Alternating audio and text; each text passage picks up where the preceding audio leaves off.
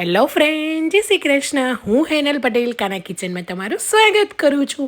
શિયાળાની આ ઠંડીમાં જો આ લસુની પાલક ખીચડી એકવાર તમે બનાવી લીધી તો ઠંડી પણ તમારી ઉડી જશે અને એટલી ટેસ્ટી અને હેલ્ધી બનીને તૈયાર થઈ જતી હોય છે.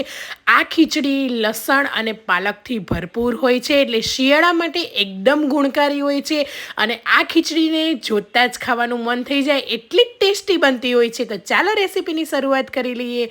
અહીંયા લસુની પાલક ખીચડી બનાવવા માટે 1.5 કપ જેટલા મેં જીરાસર રાઈસનો ઉપયોગ કર્યો છે. તમે કોઈ પણ રાઈસ લઈ શકો છો. એને સારી રીતે 2 થી 3 પાણીથી આપણે આ રીતે મસળીને ધોઈ લેવાના છે.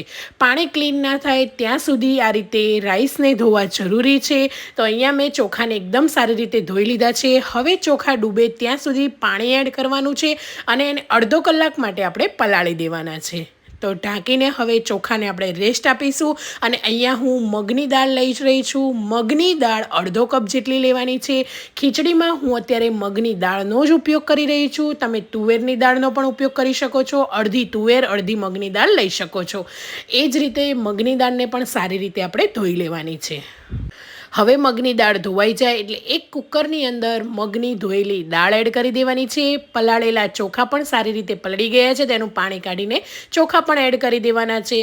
અડધી ચમચી કે પછી સ્વાદ પ્રમાણે મીઠું એડ કરી દેવાનું છે.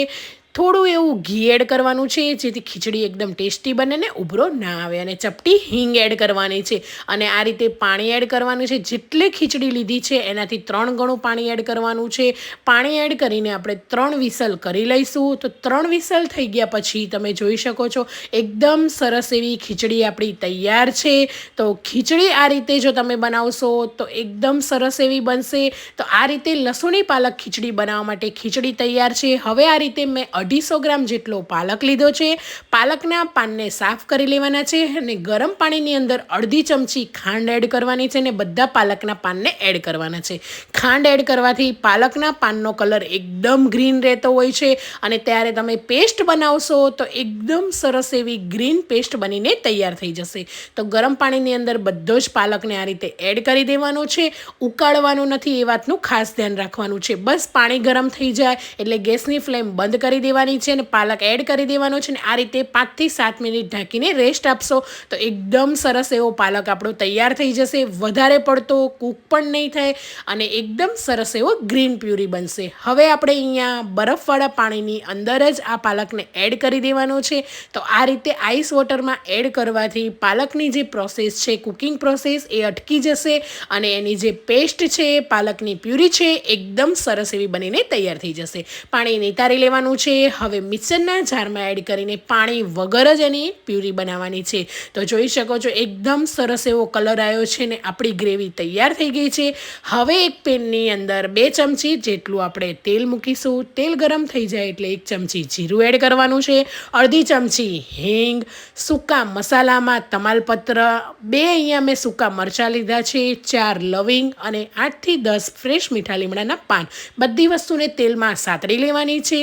હવે લસુની પાલક ખીચડી બનાવીએ છીએ તો અહીંયા મેં લીલું લસણ લીધું છે જે મોટી 3 ચમચી. ડુંગળી લેવાની છે એ પણ લીલી ડુંગળી લીધેલી છે. ડુંગળીનો વ્હાઇટ પાર્ટ અને ગ્રીન પાર્ટ બંને એડ કરવાનો છે. અને લીલા મરચાં 1 ચમચી જેટલા તીખા લીલા મરચાં લીધા છે. તમે તમારી રીતે જો ઘરમાં બાળકો ખાવાના હોય તો મોડા મરચાં લઈ શકો છો.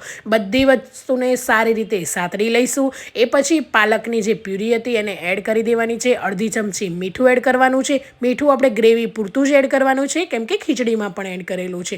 અડધો કપ જેટલું પાણીને મિક્સર જારમાં એડ કરીને આપણે ગ્રેવીમાં એડ કરી દઈશું.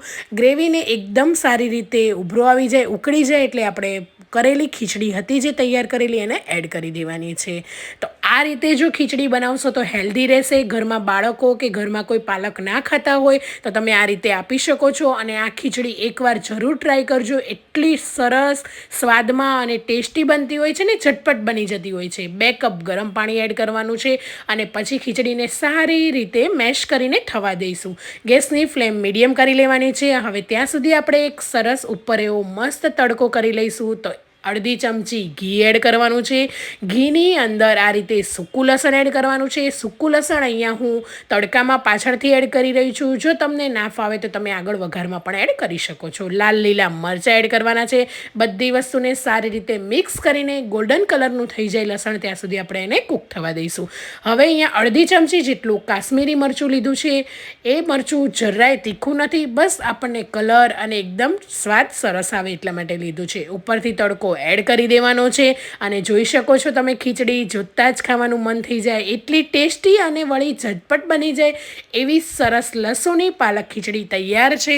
આ ખીચડી શિયાળાની ઠંડીમાં ગરમા ગરમ ખાવાની તો ખૂબ જ મજા આવતી હોય છે. તો મારી આ રેસીપી કેવી લાગી એ પણ જરૂરથી જણાવજો અને તમે પણ ઘરે જરૂરથી આ ખીચડી ટ્રાય કરજો. ઉપરથી જ્યારે ખીચડી સર્વ કરો છો ત્યારે આદુના લચ્છા, લીલું લસણ અને ધાણા એડ કરીને ગરમા ગરમ સર્વ કરો. કેવો લાગ્યો આજનો વિડીયો મારો એ પણ જરૂરથી જણાવજો. મળીએ નેક્સ્ટ વિડીયો.